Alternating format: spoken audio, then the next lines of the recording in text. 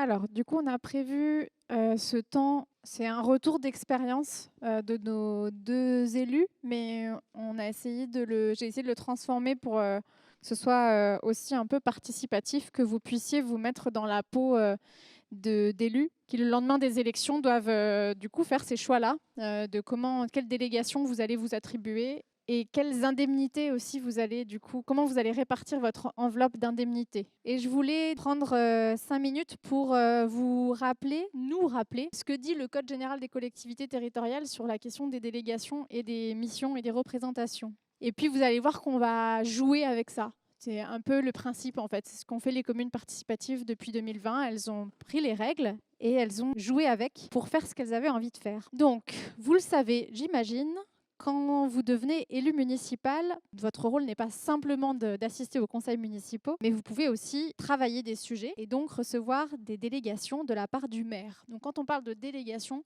c'est toujours le principe d'agir au nom du maire. Par définition, le maire a toutes les responsabilités dans la Ve République. C'est extrêmement centralisé. Mais évidemment, personne ne fait ça, aucun maire ne fait ça.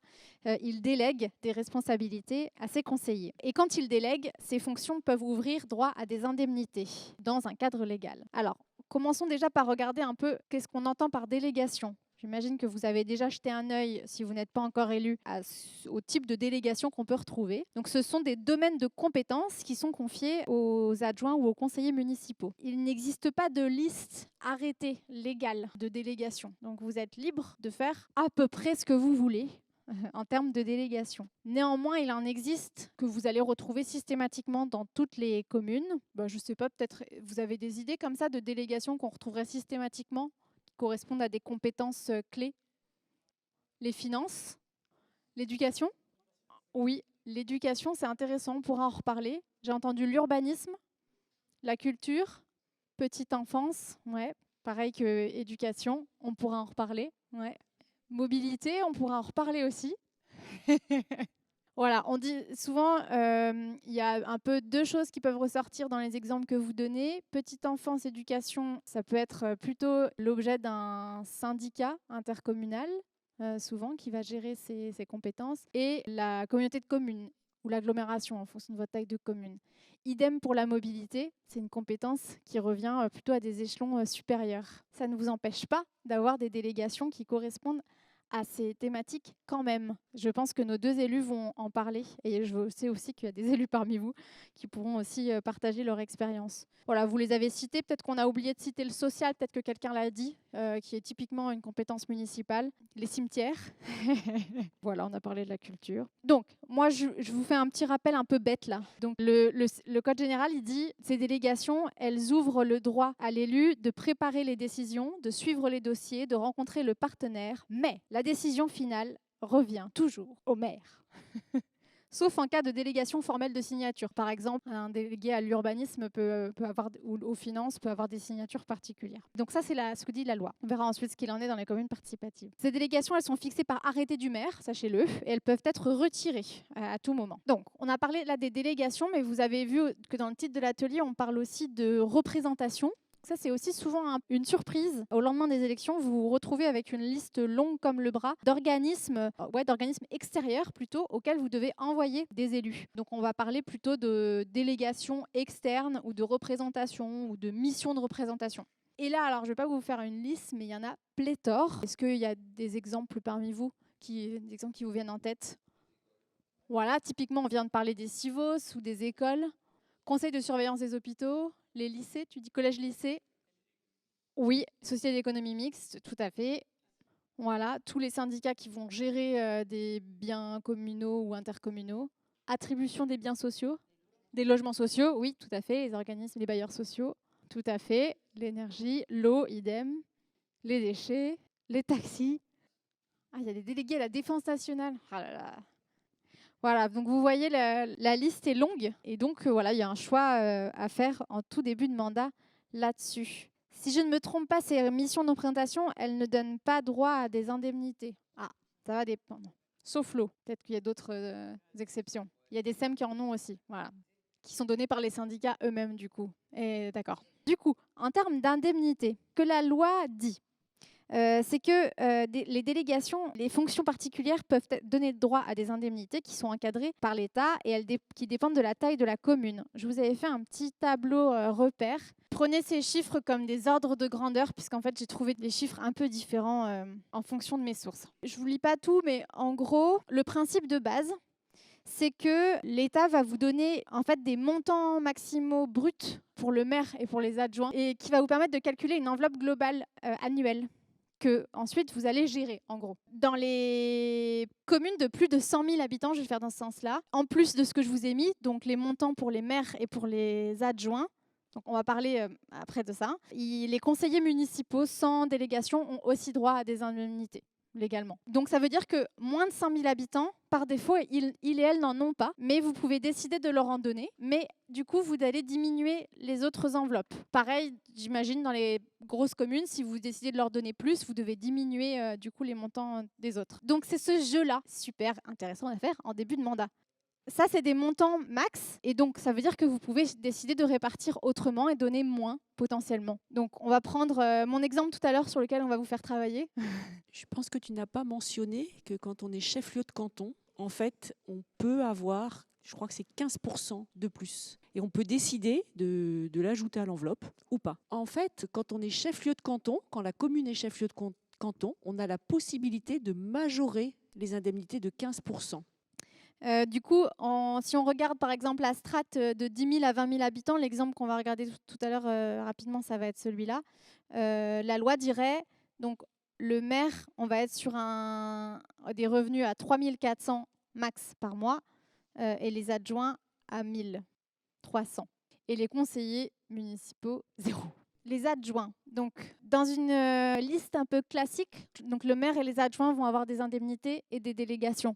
Mais vous pouvez aussi avoir des conseillers délégués. C'est comme des adjoints, mais ce n'est pas des adjoints. Ils font le même boulot, mais ils sont moins payés, en gros.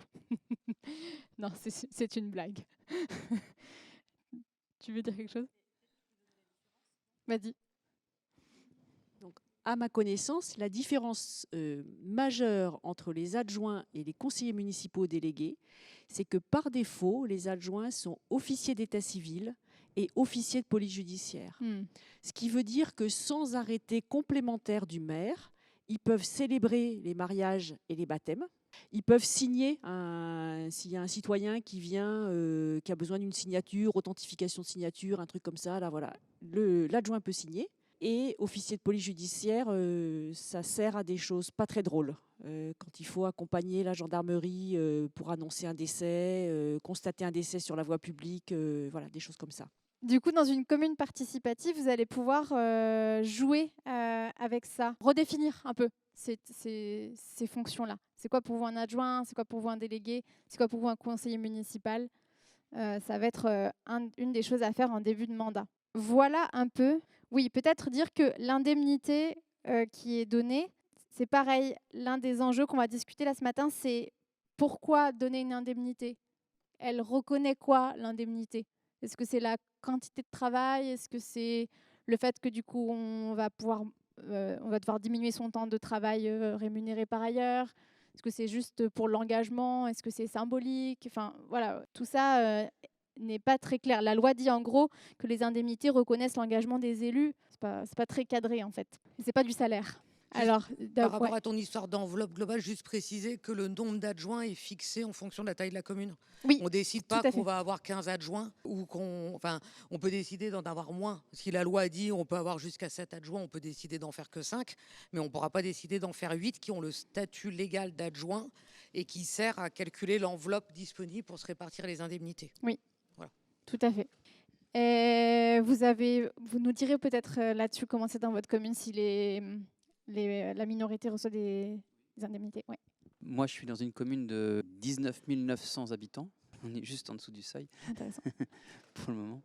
Et la minorité a la même indemnité qu'un conseiller municipal sans délégation. Donc tous les conseillers, quels qu'ils soient, ont une indemnité. Ouais. Et ensuite, il y a le conseiller délégué à plus, l'adjoint à plus, le maire à plus. Okay. Enfin, il y a d'autres différences en fonction des postes d'adjoint aussi, quoi. Ok. Je voulais d'abord, avant de reparler des indemnités, qu'on se questionne un peu sur, en plus de la liste classique délégation que vous allez retrouver dans à peu près n'importe quelle commune, Qu'est-ce qui vous viendrait en tête comme délégation qui serait un peu spécifique à des communes participatives? J'allais vous dire, prenons 2 minutes pour y réfléchir, mais je vous vois à fond. Donc démocratie, participation, et il y a des intitulés un peu différents en fonction des communes participatives. Pratique participative, j'ai vu aussi. Implication citoyenne. En tout cas, tout ce qui touche à la place des habitants dans la décision politique, on va dire. Est-ce que vous avez d'autres idées? On n'en parlera pas ce matin, mais effectivement, c'est une grande question de gouvernance interne. Comment vous allez redéfinir les commissions dans une commune participative? D'autres idées? Ouais. Moi, j'ai une délégation à l'éducation populaire et je trouve que ça fait écho à cette question. En plus de la collègue qui a la vie citoyenne, Ouais. on a une adjointe à la vie citoyenne Oui. qui est vraiment en charge des démarches participatives. Mais Oui. cette notion d'éducation populaire, elle souligne la question de l'engagement et du faire collectif et de rendre acteur. Oui, tout à fait. Je crois qu'à Poitiers, c'est pareil, oui, ils ont séparé les deux. Ouais, tout à fait. Ouais, ce qui est accueil des migrants. Est-ce que vous avez d'autres idées? C'était vraiment pour préciser la question, en fait, c'est en lien avec les listes participatives ou c'est les nouvelles délégations un peu innovantes des dernières années Disons, projetez-vous dans votre... Si vous êtes membre d'un collectif, peut-être vous n'avez pas encore commencé à y réfléchir concrètement, mais voilà, par rapport à votre programme, quelle nouvelle délégation, quel type de délégation vous verriez qu'on ne retrouverait pas dans une liste classique? Et effectivement, moi j'ai vu effectivement des communes participatives avoir cette délégation alors qu'elle n'est pas systématique du tout. Alors je vais mettre féminisme. Ouais. Genre, je crois qu'il y a un nom plus vaste, mais je crois égalité femmes-hommes ou quelque chose comme ça. Ouais. Alors moi j'aimerais travailler sur la qualité de l'air. C'est très précis. Oui. Alors, ça ouvre un petit sujet sur est-ce qu'on ne met des délégations que sur les compétences municipales? Ça, c'est une vraie question. Tu veux donner ton avis? C'est hyper intéressant, la qualité de l'air. Tous les leviers sont à l'échelon du dessus de la municipalité. Donc voilà, il faut le réfléchir avant. Est-ce qu'on a des moyens d'action ou c'est de la négociation et la négociation elle est possible avec les échelons du dessus. Moi par exemple, du coup, je suis élue à l'économie de proximité, entre autres. L'économie, c'est au niveau de Grand Poitiers, c'est au niveau de la région et c'est au niveau de l'État. Il n'y a pas de... Donc du coup, c'est de la négociation si je dois travailler avec des partenaires, outre les commerçants. Mais en tout cas, c'est les échelons du dessus, donc c'est du partenariat en permanence. Donc voilà, donc il faut aussi réfléchir sur ta capacité d'action. C'est bien d'avoir une délégation un peu innovante et forte comme ça, mais si c'est pour pas pouvoir faire grand-chose, c'est un peu complexe, quoi. Et c'est un peu démobilisateur, je pense. Mais c'est intéressant. Mais en même temps, ça peut aussi vous permettre d'officialiser, de formaliser le fait que vous voulez travailler un sujet. Même si vous n'avez pas la compétence, vous ouvrez un chantier là-dessus pour prendre un peu ton contre-pied. Et c'est vrai qu'il y a beaucoup de communes participatives qui ont fait ça. Mais c'est vrai que c'est bien d'être conscient, en fait, de savoir dès le début que c'est différent quand on a la compétence ou quand on l'a pas. Ça peut être aussi le lien avec les associations. Comment intégrer les associations dans le débat? Ouais, lien avec les associations. Merci. Santé environnementale. Ouais, santé environnementale. À égalité femmes-hommes, moi je rajouterais lutte contre les oppressions systémiques, en fait aussi. Lutte contre toute forme de... Lutte contre les discriminations qui irait avec celle-ci, ouais. Ok, merci. L'alimentation. L'alimentation, ouais. C'est vrai qu'effectivement, c'est assez fréquent de le voir dans les communes participatives et pas forcément dans les autres. L'inclusion sous toutes ses formes. Ouais, l'inclusion, oui, tout à fait. Les communs. On parlait tout à l'heure de la question des périmètres de responsabilité avec les différents échelons de collectivités territoriales, mais on peut envisager une délégation à l'interco de proximité qui réfléchissent aussi et qui innovent sur des logiques de mutualisation et aussi qui préparent peut-être certains sujets qui sont portés à l'échelle de l'agglo, voilà, pour éviter aussi qu'il y ait une seule personne qui soit référente sur les questions agglo. Donc une délégation qui serait coopération des communes de proximité, par exemple, qui serait... Ah, ok, la question de mutualiser avec les communes de proximité. Des coopérations possibles, par exemple sur une politique éducative ou culturelle qui peut se traduire à l'échelle d'une interco de proximité de 2-3 communes qui ne soit pas forcément à l'échelle de l'agglo ou de tout le territoire. Intéressant. Coopération territoriale, mais qui ne serait pas à l'échelle de l'agglomération, quoi. Comme peut-être c'était fait au temps des cantons ou des pays. Okay. Alors, je tire un peu la limite de la question, mais dans les communes participatives, on essaie d'avoir une gouvernance la plus horizontale possible et ça s'organise. Et donc, nous, par exemple, et d'autres communes participatives l'ont fait, on a choisi parmi nous des personnes qui vont organiser nos temps de débat de liste majoritaire. Parce que, voilà, pour que ce ne soit pas forcément le maire, pour que les personnes qui interviennent entre nous, elles soient légitimes. Et puis, pour que ça se passe bien, faut l'organiser un peu. Alors, on n'est pas dans de la délégation officielle, évidemment, mais c'est quand même du temps à prévoir. Et ça, c'est un rôle. Je ne crois pas me tromper en me disant que ça n'existe pas ailleurs que dans la liste participative. Oui, tout à fait. Donc, tout ce qui va être rôle d'animation, secrétariat aussi. Oui, effectivement, légalement, je n'ai jamais vu une commune participative le mettre en termes de délégation. Voilà, ça va être tout ce qui est démocratie interne et gouvernance. Mais pourquoi pas, je vous propose de le noter en... Oui, tout à fait. Ça va plutôt être de l'ordre des missions. Ouais. Mais c'est vrai que les questions à la fois de gouvernance, moi, ça me fait aussi penser aux questions de communication. On n'en a pas parlé dans les délégations classiques, mais vous allez toujours avoir une délégation communication, mais qui est souvent une délégation RH aussi, on n'en a pas parlé. On voit bien qu'il y a, par exemple, il y a communication externe, c'est souvent compris comme ça, mais vous aurez à vous poser la question de la communication interne, par exemple. Et ça peut être aussi un vide laissé dans votre organisation. Donc, c'est intéressant de le noter, je trouve. Après, vous verrez ce que vous en faites. Dans les compétences, moi, j'ai vu dans plusieurs listes participatives que je ne connaissais pas, c'est le bien-être animal. Ces problématiques-là. Intéressant, ok. Allez, une dernière idée. C'est lié à ce qui était dit sur... la partie animation interne du groupe majoritaire, ce n'est pas une délégation, mais c'est un rôle, c'est prendre soin de l'équipe et tout l'aspect de la gestion de la convivialité. Donc ça devrait être le rôle de tout le monde, mais il faut quand même quelqu'un qui l'anime et qui vérifie que ça se répartit, quoi. Ouais, tout à fait. C'est vrai que je ne les avais pas en tête, ces missions internes, mais je trouve ça hyper intéressant de les avoir comme ça ce matin. Deuxième petit exercice que je voulais vous proposer, c'est celui de brainstormer sur les principes d'attribution des indemnités. Donc, tout à l'heure, on a rappelé ce que dit la règle. Elle dit finalement pas grand-chose en réalité sur le fond. Selon vous, pareil, on va prendre quelques prises de parole, on va le faire un petit peu plus court. Selon vous, sur quel principe une commune participative pourrait-elle se baser pour répartir ses indemnités entre ses élus ? En fait, pardon, mais je voudrais juste ajouter une chose à propos des délégations, parce que ça va avoir, je pense, une importance pour la réponse que vous donnerez à cette question. C'est que les délégations, outre les indemnités, elles ouvrent la possibilité que votre employeur est tenu de vous libérer du temps quand vous avez une délégation. Donc, il est aussi tenu de vous libérer du temps quand vous n'avez pas de délégation, mais c'est très peu de temps et c'est juste pour participer à des instances, typiquement le conseil municipal. Vous travaillez la nuit et que votre conseil municipal il est à 19h, il faut qu'il se débrouille pour que vous puissiez aller au conseil municipal. Mais outre peu d'heures qu'il y a pour ces fonctions vraiment primordiales, il y a ce qu'on appelle un crédit d'heures pour les élus.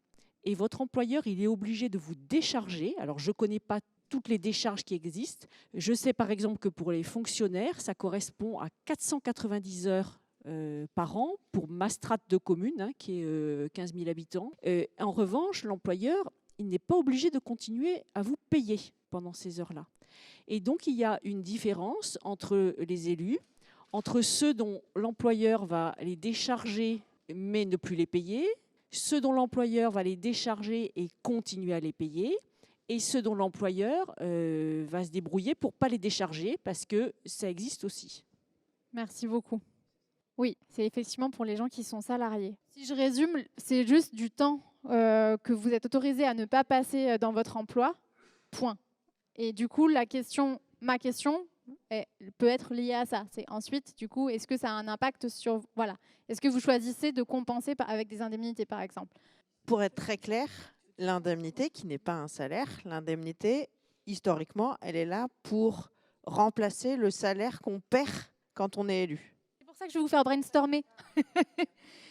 La loi ne dit rien. Elle dit ce que je vous ai dit tout à l'heure. Mais on est révolutionnaire ou pas? Donc, en ayant ça en tête, que les employeurs ont cette obligation quand vous êtes salarié, sur quel principe vous baseriez-vous pour vous répartir les indemnités entre élus? Tout à l'heure, on a vu qu'il y a un principe de base que vous devez forcément, je ne sais pas, vous me direz si c'est forcément, mais c'est le type de fonction.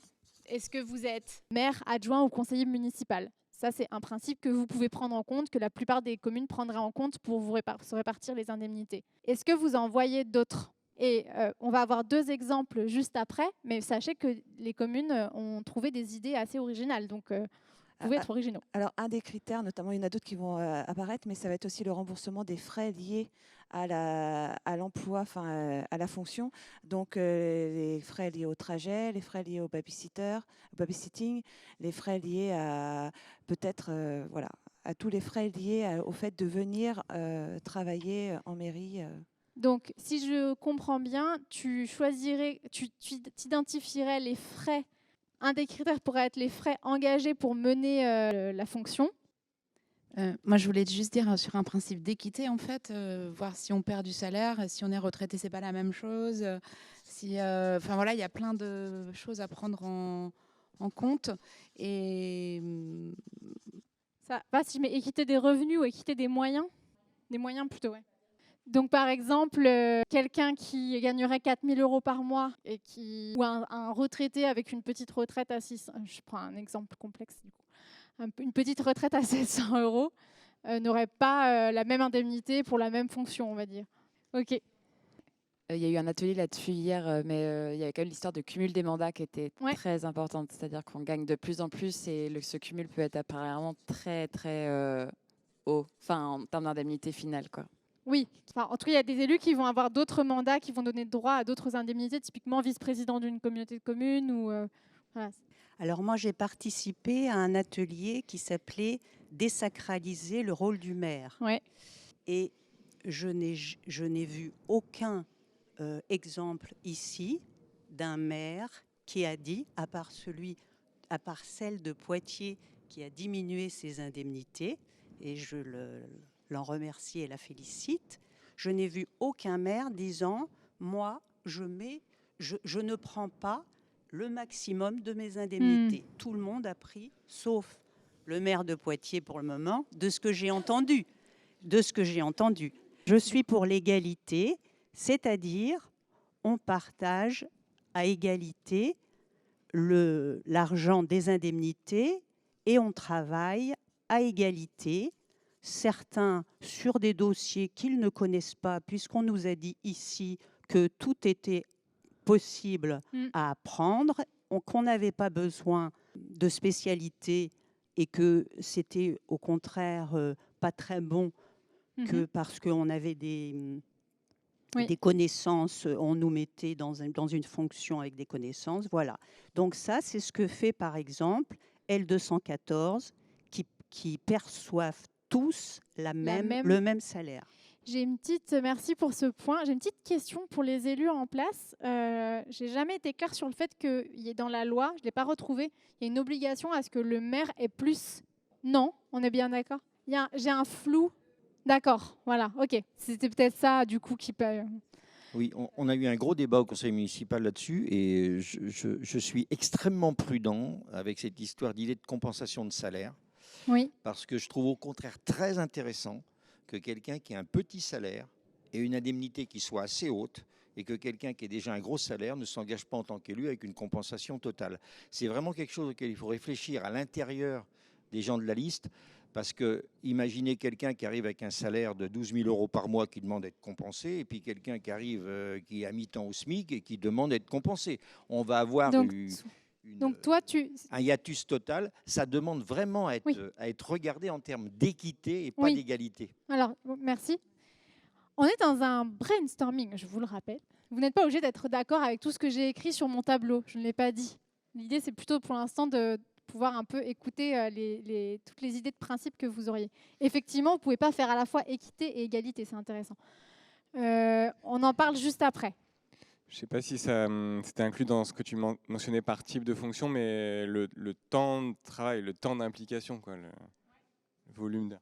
Moi j'ai une question, c'est est-ce que ces règles d'attribution, elles peuvent évoluer dans le temps? C'est-à-dire que si quelqu'un a un changement par exemple, de fonction et a une diminution de salaire, ça peut être modifié selon un certain rythme. Enfin, il n'y a pas de règle? Oui, ça doit être voté en conseil municipal, mais vous pouvez le faire évoluer. Il y a des communes qui l'ont fait. Après, ça prend du temps quand même. Donc, on prend peut-être 2 dernières prises de parole avant de passer au temps d'après. Juste pour compléter, c'est possible, mais comme l'enveloppe, elle est fixe, si toute l'enveloppe a été ventilée et qu'on veut changer les choses, ça veut dire qu'il y en a qui vont, pour que certains gagnent plus, il faudra qu'il y en ait qui gagnent moins en cours de mandat en faisant le même boulot. Donc, ou en ayant les mêmes fonctions. Donc, tout à fait. C'est toujours le jeu, vous avez toujours une enveloppe fixe à vous répartir, donc il y en a qui gagnent, il y en a qui perdent. Tu avais une autre idée? Oui, juste par rapport à ça, alors ça peut être dans le choix des indemnités ou dans la répartition des délégations. Il y a des délégations qui vont demander beaucoup plus de temps en journée. Et donc, si on travaille des disponibilités, quand on est à la voirie, par exemple, on est sur. Donc, je ne sais pas dans vos communes, mais c'est quand même très souvent des retraités. Mais parce que c'est effectivement des fonctions où toutes les réunions de chantier, les présences, le travail avec les entreprises, le suivi d'un certain nombre de choses demandent du temps en journée. Et donc, l'incidence sur ton travail et ton emploi et ton salaire n'est pas la même que si tu as une délégation ou peut-être plus qu'en participation citoyenne ou alors c'est d'autres contraintes de vie, mais tu es plus en soirée. Le soir et en week-end. Oui, merci. On va prendre une dernière prise de parole sur ce temps-là. Je ne sais pas si c'est pris en compte dans un des points, mais que tous les conseillers municipaux aient une indemnité, y compris l'opposition. Oui, est-ce qu'on est Il s'agit pour moi une question de reconnaissance de la place de tous. Et peut-être pendant que Lisa écrit ça, je précise juste une chose, c'est qu'en fait, ces montants, ils ne sont pas fixes. C'est-à-dire qu'ils sont indexés sur un indice de la fonction publique qui lui-même évolue au fur et à mesure du bon vouloir du pouvoir. Et donc, par exemple, vous n'êtes pas obligé, théoriquement, le coût de la vie et l'inflation est pris en compte dans cet indice, je dis bien théoriquement, et donc sans que vous revotiez le tableau des indemnités, ça évolue avec le point d'indice. Voilà, donc ça, c'est une petite subtilité qui permet quand même de faciliter la vie aux collectivités. Et cet indice, il augmente pour les indemnités des élus, il augmente également pour les agents de la collectivité. Donc quand cet indice, il augmente, ça impacte directement ton budget et tu n'as pas le choix. Est-ce que le budget de la mairie, est-ce que c'est l'État qui fournit ce budget-là ou est-ce que ça vient des ressources locales de la mairie? Le montant que tu donnes pour les salaires, c'est de l'argent que tu n'as pas pour faire d'autres projets de la commune. Voilà, c'est pas une comptabilité séparée. Ça, merci. Merci beaucoup. Oui. Juste petite anecdote, quand l'État décide d'augmenter un indice en milieu d'année des fonctionnaires, en fait, toi, tu ne l'as pas prévu dans ton budget. Donc, ce qui nous est arrivé, en fait. Et d'un coup, là, nous, Poitiers, Grand Poitiers, c'est 3500 agents. Bam, sur ton budget, tu te prends ça, quoi.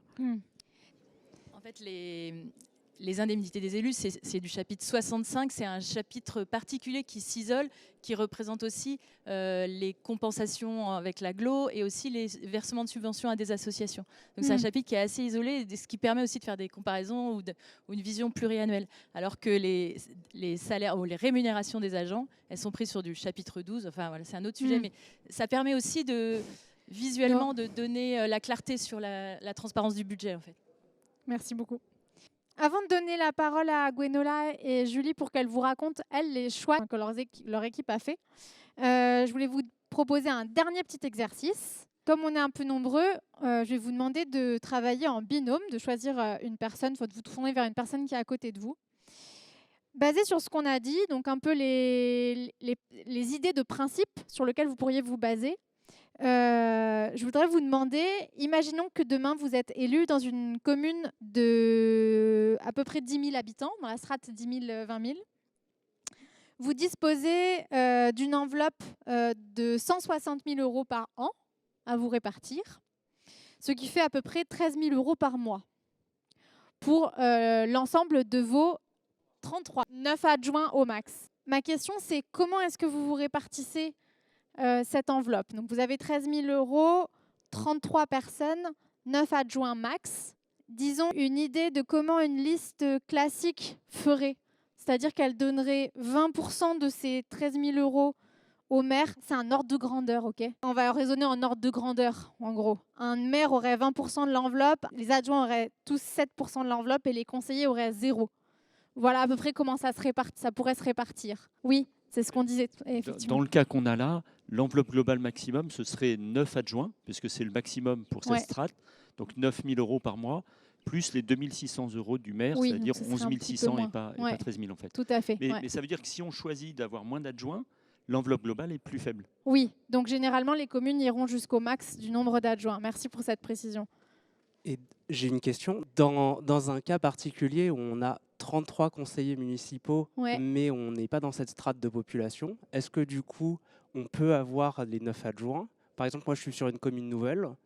On a droit à 9 adjoints. On a droit à un certain nombre de maires délégués aussi qui ont une enveloppe. Et du coup, est-ce qu'on a cette enveloppe-là? Alors, voilà, je ne sais pas du tout. Est-ce que quelqu'un a la réponse en une phrase? Tu as la réponse? Ah oui, la réponse est oui. La réponse est oui. Merci Sarah. On peut peut-être préciser une chose, c'est que dans la plupart des cas, ces 33 conseillers élus, ça correspond à 25 dans la majo et 8 dans la mino, parce que sinon ils ne peuvent pas faire leur calcul. Oui, tout à fait. Et on est d'accord qu'à cette strate de commune, vous n'avez pas d'obligation de donner des indemnités à la minorité, mais vous pourriez le décider. Voilà. C'est conseiller municipal avec délégation ou sans délégation. T'as raison. Parce que tu as aussi des conseillers de ta majo qui n'ont pas de délégation. Tout à fait. Mais donc du coup, dans la pratique, ce qui voudrait dire que la minorité n'a pas d'indemnité. Mais vous pouvez donc choisir de faire différemment. OK. Dans les communes de moins de 100 000 habitants, par défaut, ils ont 0. Mais par contre, vous pouvez décider en conseil municipal de leur donner quelque chose. Donc, la consigne, c'est de réfléchir avec votre binôme en 5 minutes. Comment est-ce que vous feriez? Quels critères vous utiliseriez dans votre équipe? Et comment vous répartiriez ces indemnités? Est-ce que vous resteriez sur ce principe-là? Est-ce que vous donneriez plus aux conseillers? Voilà. Un peu sur quels critères? Petit temps de réflexion rapide là-dessus, puis on prendra quelques prises de parole après, avant de donner la parole à Gwenola et Julie. J'avais envie de donner la parole à Julie et à Gwenola pour qu'elles nous racontent les choix qu'ils ont faits chez elles, eux. Et après, du coup, ça nous permettra d'avoir un petit débat par rapport à vos discussions. Est-ce que c'est les mêmes que vous auriez pris? Alors, chez nous, le maire a eu l'attribution de l'indemnité maximale. Il a en outre une vice-présidence pour le syndicat des ordures ménagères. Il est membre associé au bureau de l'intercommunalité, mais il n'a pas d'indemnité. Donc, il a seulement l'indemnité de maire et celle de vice-président de DECO7. Et nous avons 2 vice-présidents à l'intercommunalité qui touchent une indemnité. Et nous avons choisi que pour les conseillers municipaux, chacun ait une délégation, donc que les 24 aient une délégation, et qu'on touche tous la même chose. Donc on a divisé par 24.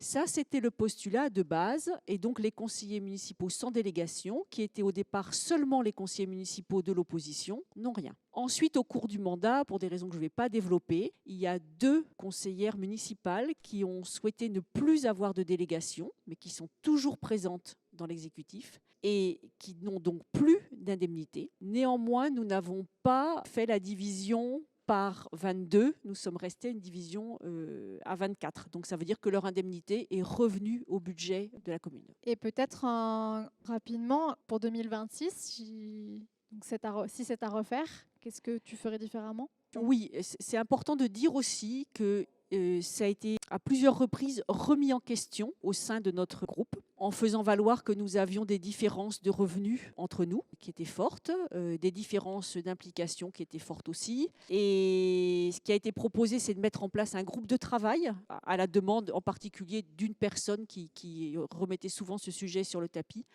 Et en fait, ça n'a pas abouti. Personne ne s'est vraiment collé au truc pour réfléchir à quelque chose de mieux. Et donc, on ne l'a pas fait évoluer. Alors moi, je pense que c'est vraiment un sujet très complexe, que c'est très difficile de prendre toutes les situations en compte. Outre le fait qu'on doive libérer du temps de travail, ça peut avoir des impacts sur la carrière, en fait. D'être 30% de son temps absent de son travail en termes d'évolution de carrière, ça peut être impactant. Est-ce qu'on prend en compte seulement les revenus imposables? Est-ce qu'on prend en compte aussi le patrimoine pour évaluer quelqu'un est riche ou pas, etc. Donc moi, j'ai coutume de dire que nous avons choisi la moins mauvaise solution. Et tu peux rappeler la taille de Castanet? 15 000 habitants. Pardon, je voulais savoir pourquoi le choix de ne rien donner à l'opposition. Je pense que pour donner une indemnité à l'opposition, il faut lui donner une délégation. Pas forcément. Ah bon? Non, vous pourriez choisir. Est-ce que peut-être la question pour toi, c'est à Castanet, c'est une opposition ou c'est une minorité? C'est devenu une opposition. C'est une opposition. Oui. Voilà, peut-être que ça dépend peut-être des relations que vous avez avec les conseillers d'opposition. Et vous avez quand même des indemnités. Bah, c'est génial. Et vous aussi.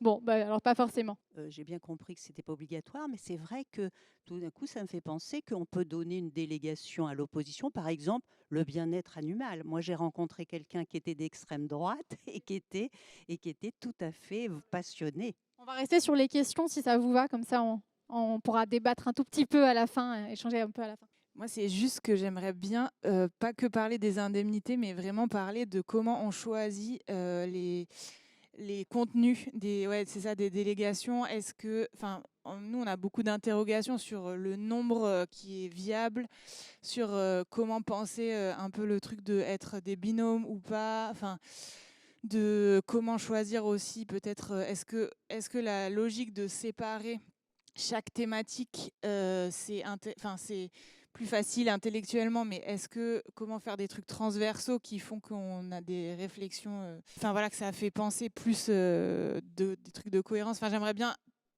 qu'il y ait un peu de vous entendre sur ces enjeux-là.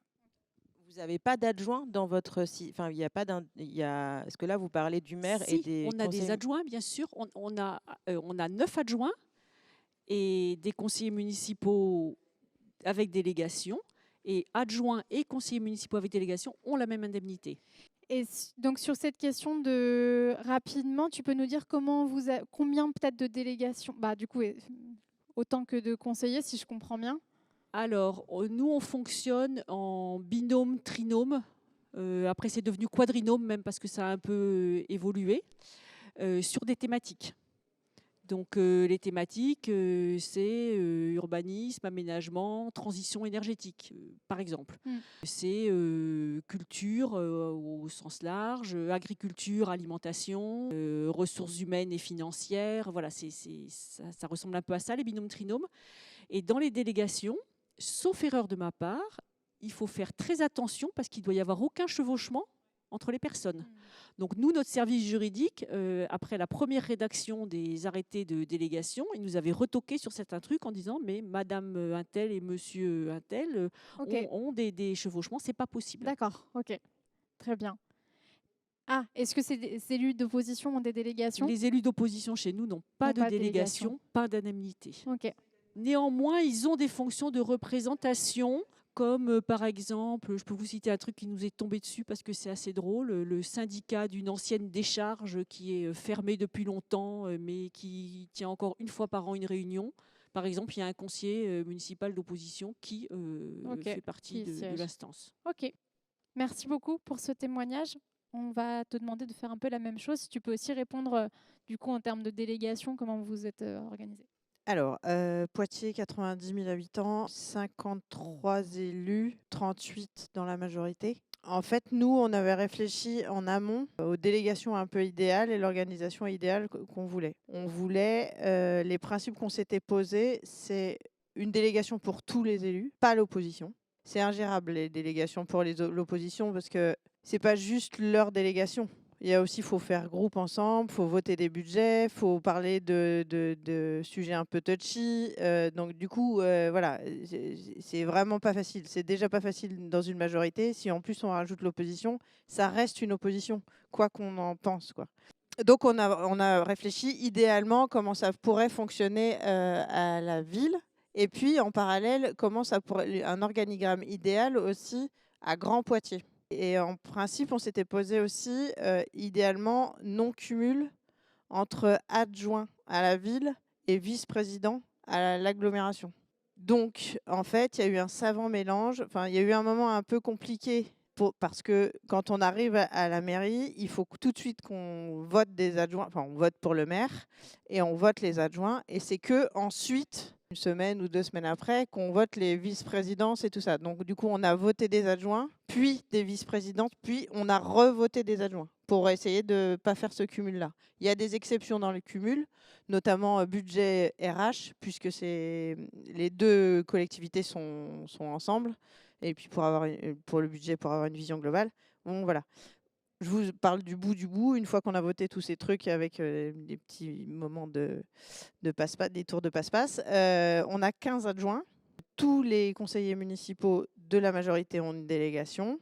On est organisé en 4 pôles. Un pôle transition écologique, un pôle démocratie et fonctionnement, un pôle social et éducation et un pôle développement et rayonnement local. C'est variable le nombre d'élus là-dedans, mais en tout cas, ça permet de réfléchir un peu sur collectivement, sur des projets, sur voilà, c'est des petits groupes d'élus resserrés. C'est plutôt pas mal, en fait. Transition écologique. Alors là-dedans, il y a l'adjoint à la nature, il y a le bien-être animal, il y a l'urbanisme. L'énergie, il n'y a pas à la ville. Il y a patrimoine à énergie positive, notre patrimoine à énergie positive, bâti. Non, bâti, c'est dans le fonctionnement. Et donc, le deuxième, c'est démocratie, fonctionnement. Donc, RH, budget, démocratie, participation, numérique responsable, là-dedans. Social éducation, bon voilà, social, éducation, CCAS, petite enfance, personnes âgées, tout ça. Développement rayonnement local, ça je suis plus à l'aise pour dire ça. Culture, sport, commerce, relations internationales. C'est sur votre site peut-être, non? Ouais. Ouais. Si jamais vous voulez les retrouver. Donc on a 15 adjoints là-dedans. On avait l'option d'avoir des adjoints de quartier, ce qui nous permettait d'avoir plus d'indemnités, mais on n'a pas voulu prendre ce choix-là. Pourquoi?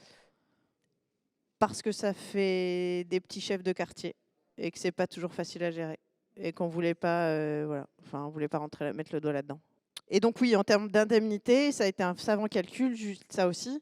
On est plutôt parti sur un truc un peu égalité. Effectivement, la maire de Poitiers a baissé beaucoup son indemnité, tout en lui gardant quand même, parce que c'est elle qui, elle, c'est un plein temps, hein, et elle n'a pas de boulot à côté, c'est impossible, quoi.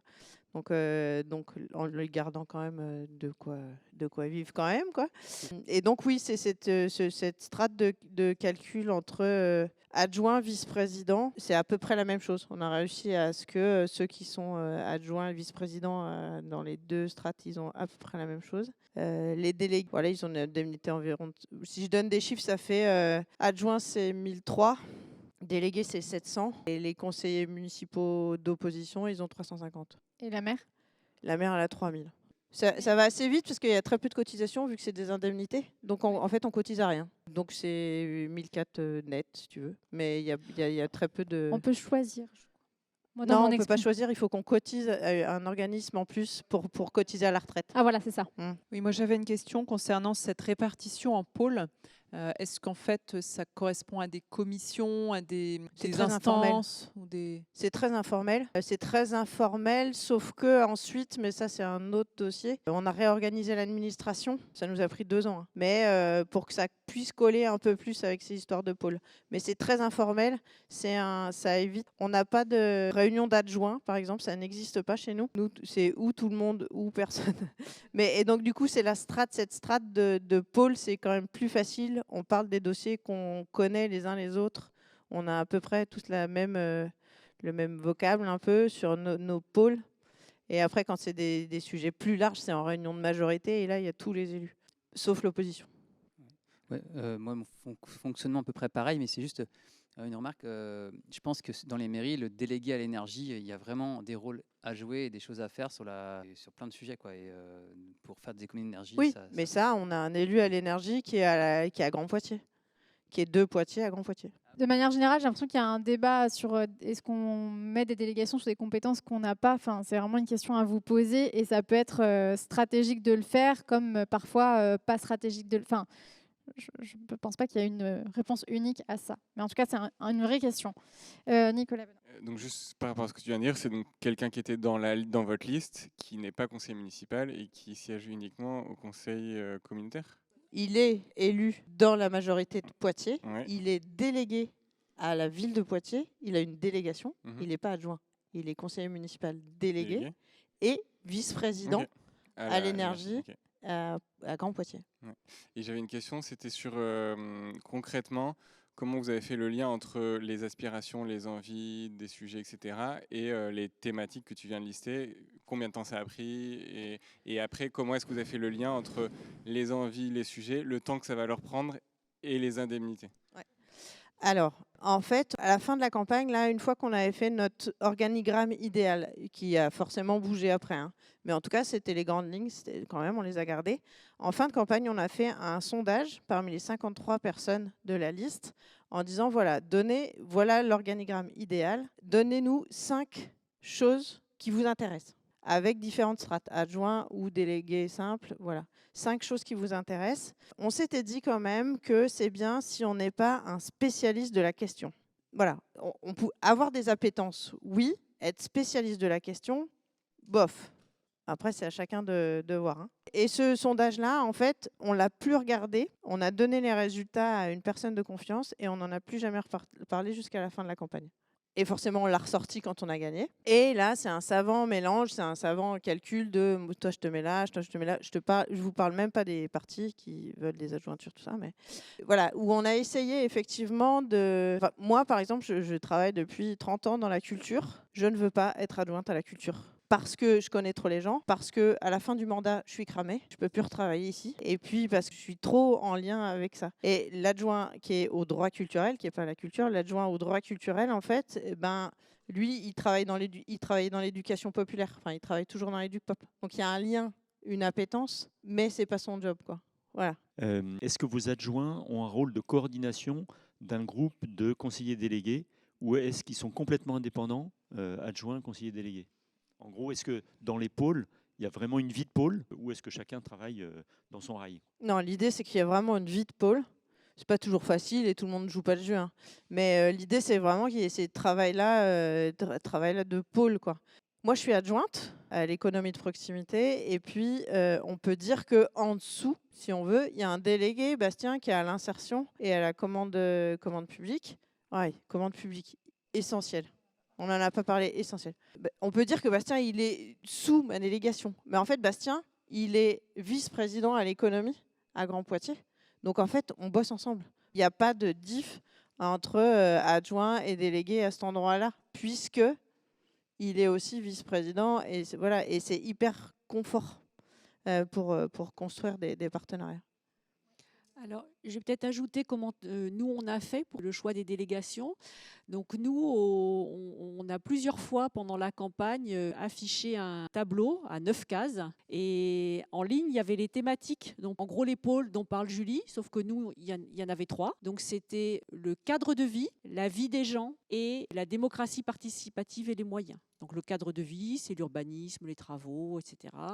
La vie des gens, c'est l'école, le social, le sport. Et après, il y avait la démocratie participative et aussi les finances, RH, etc. Et donc, on se positionnait sur ces lignes, mais aussi sur les colonnes. Et les colonnes, c'était... on est élu de 1 à 8, quoi, soit que ça passe ou ça passe pas. Ensuite, de 9 à 25, on est élu dans la majorité si on gagne. Et après, on est non élu. On est sur la liste, mais on n'est pas élu. Voilà. Donc, on s'est répartis comme ça. Et la deuxième étape, ça a été, mais qu'on a fait très tard en fait, parce que ça s'est fait après le premier tour. Donc dans la pratique, on a eu du temps parce qu'il y a eu la Covid, mais sinon, il aurait fallu qu'on fasse FISA quand même. Mais bon, on a eu de la chance, entre guillemets. Et donc là, on a demandé à chacun et chacune de contacter 1, 2, 3 personnes de la liste pour lui demander d'être son binôme ou son trinôme. Et ça s'est fait assez facilement, en fait. On s'est bien répartis dans ces binômes, trinômes. Chacun a trouvé un collègue avec lequel il serait content de travailler. Et c'est comme ça qu'on a abouti à une organisation avec, je crois, 10 binômes, trinômes initialement.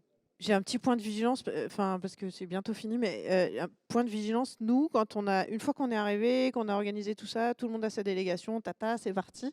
En fait, la mère, elle a dit, en fait, moi, j'ai plus rien à faire. Et en fait, elle n'avait que les représentations. Donc, juste petit point de vigilance aussi, il faut que la mère ait aussi des dossiers où là, en l'occurrence, elle puisse vraiment y aller, quoi. Et pas juste faire l'arbitre de temps en temps et puis aller serrer des peluches et couper des rubans, quoi. Voilà, juste, c'était un petit point de vigilance. Chez nous, le maire est inclus c'était un trinôme au départ et maintenant un quadrinôme. Donc il est à l'urbanisme, environnement, transition énergétique. Donc on n'a pas cette question. Allez, on prend 2 dernières questions, 3 peut-être, il y en avait une devant, il me semble. Oui, c'est une question pratique. Est-ce que vous connaissiez, parce que tu dis que vous êtes répartis facilement, finalement, trinôme, binôme, au niveau des délégations, mais est-ce que vous vous connaissiez humainement avant ? C'est plus une intervention qu'une question qu'on n'a peut-être pas abordée. C'est l'idée d'avoir des conseillers délégués chefs de projet, c'est-à-dire d'avoir un projet donné.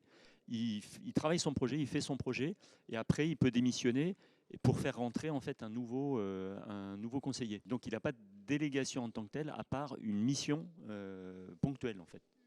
Et ça, c'est intéressant parce qu'il y a des conseillers municipaux qui peuvent juste faire, je sais pas, distribuer les chocolats, organiser la distribution des chocolats pour les personnes âgées à Noël. Et voilà, c'est leur engagement, c'est ça. Bah, du coup, c'est un projet. Je l'ai vu dans beaucoup de communes, en fait. Et c'est OK que ce ne soit pas une délégation. Je te laisse répondre. Alors, certains d'entre nous se connaissaient depuis longtemps. Certains avaient même été dans une liste ensemble au municipal en 2014. Certains d'entre nous ne se connaissaient pas du tout. Mais on avait tous appris à se connaître au cours de la campagne avec des réunions au moins hebdomadaires, du porte-à-porte qu'on a fait vraiment de façon massive.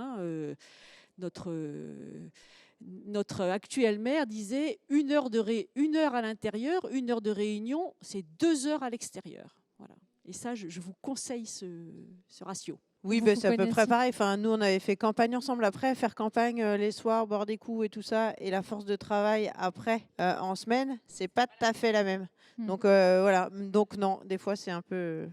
Faut essayer, quoi. OK, on va s'arrêter là pour vous permettre d'aller à l'atelier suivant. Merci beaucoup. Merci à Gwenola et à Julie d'avoir partagé leur expérience.